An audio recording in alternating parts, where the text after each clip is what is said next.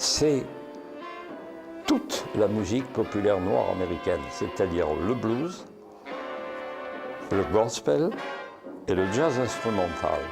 24 heures sur 24, pas de pub. Donc, tout le monde est unanime, tous ceux qui l'écoutent, que ce soit en Amérique, partout, on n'a jamais connu une radio qui ait ces caractéristiques.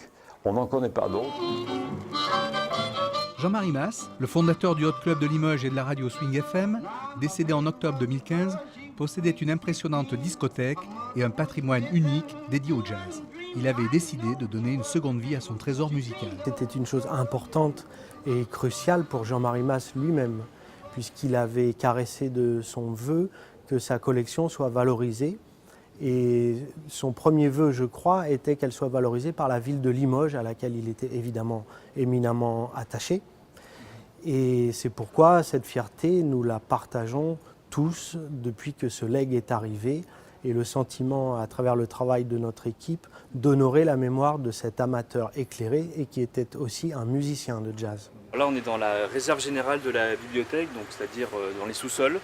C'est là où on stocke énormément de documents, pas que le fonds Jean-Marie Mas, bien sûr, on a toute une grosse partie des réserves de la bibliothèque, et c'est là aussi on a stocké du coup tout ce qui concernait ce qu'on a reçu du fonds Jean-Marie Mas. 3578 tours, 5033 tours, 445 tours, 3800 CD, 400 cassettes et bandes magnétiques composent la collection sonore de Jean-Marie Mas.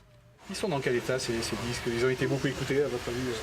Ah bah oui, parce que Jean-Marie Mas les utilisait beaucoup, que ce soit pour personnellement pour des émissions et autres. Donc, mais on a quand même testé certains et pour l'instant c'est plutôt positif. Les jazzmen sont attachés à la notion de big band et de formation musicale.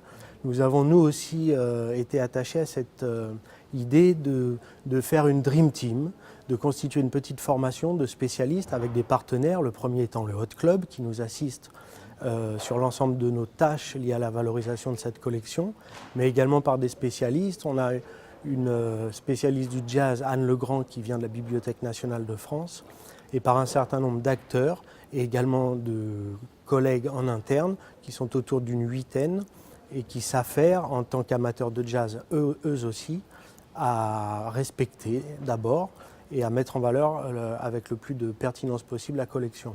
Anne Legrand a établi des priorités en fait, ce qui était pour elle le plus important. Alors par rapport à la rareté du fonds, aussi par rapport aux futurs projets qu'il va y avoir autour de cette collection. Et donc elle a fait des priorités il fallait en priorité cataloguer notamment les B-disques. Alors c'est très intéressant, les B-disques, c'est des 78 tours qui étaient pressés par en fait l'armée américaine pendant la guerre et qui étaient envoyés aux troupes pour les aider à tenir le coup en gros.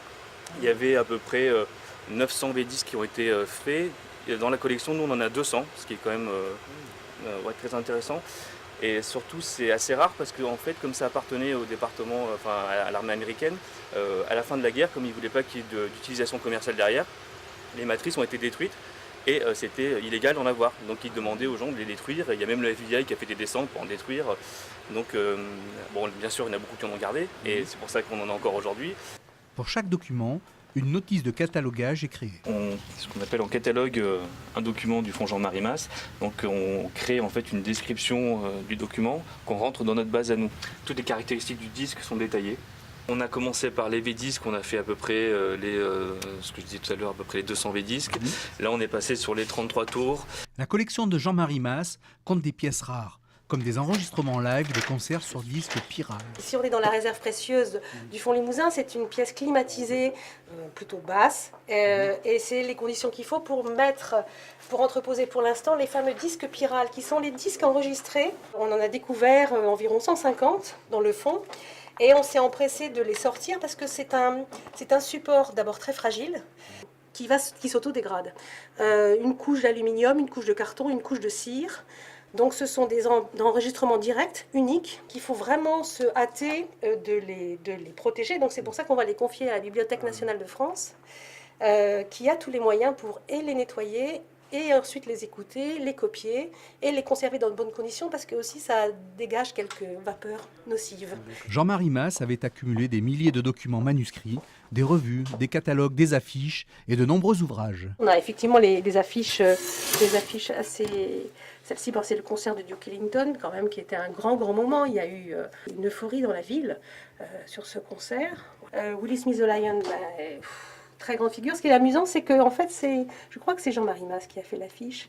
Là, on a différents types de documents. On a déjà toute sa documentation sur les groupes, des articles, des revues de presse, des biographies. Et on a également toute sa documentation sur ses émissions de radio. Par exemple, on a les conducteurs de toutes ces émissions quasiment depuis les années 50. Bulletin du Yacht Club de France, les Jazzottes, première série ici, avant-guerre. On est donc dans un travail de fouille, presque d'archéologie, d'une collection qui révèle des pépites jour après jour. Mais le but, c'est pas qu'on se fasse plaisir, nous, dans les coulisses de la BFM, mais d'étudier les modalités de valoriser l'ensemble de ces pièces. Donc là, on est sur l'inventaire des photos de Jean-Marie Mas, et notamment des concerts à Limoges. On a déjà traité 570 photos sur à peu près 3500. On a déjà fait un pré-classement de tout le fond blues en photo, donc ça va très vite avancer. En très peu de temps, on va arriver à 1000 photos. On se doit donc de retrouver le nom des musiciens, date donc de la photo, du concert, photographe s'il y est ou pas, des fois c'est pas possible non plus de le trouver, le lieu. Il faut passer du temps pour l'inventorier, voire saisir sa valeur. On connaît la valeur financière de la collection qui tourne autour d'1 demi-million d'euros. On ne sait pas encore quelle sociologie on va toucher. Ce qui est clair, c'est qu'on vise avant tout à raconter une histoire limougeaude et une histoire de passionnés.